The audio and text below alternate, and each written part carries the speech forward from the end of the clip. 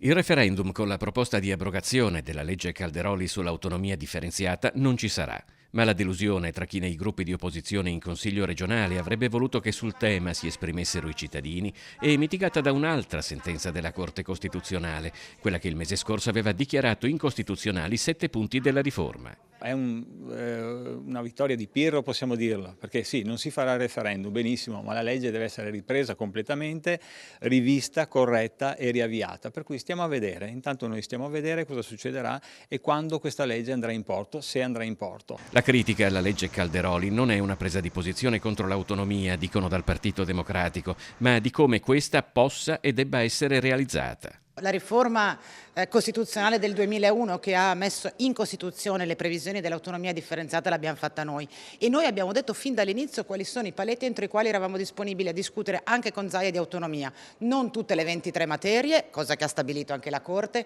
non le materie bensì le funzioni, cosa che ha detto anche la Corte, non impostare l'autonomia in termini di contrapposizioni, indipendentismo e isolazionismo come ha fatto Zaia. Le opposizioni chiedono a Zaia di venire a riferire in aula e di essere franco, dice Elena Ostanel del Veneto che vogliamo. Deve dirci davvero come la sua maggioranza intenda dare più potere e risorse a territori e comuni e non meno come sta accadendo da tempo.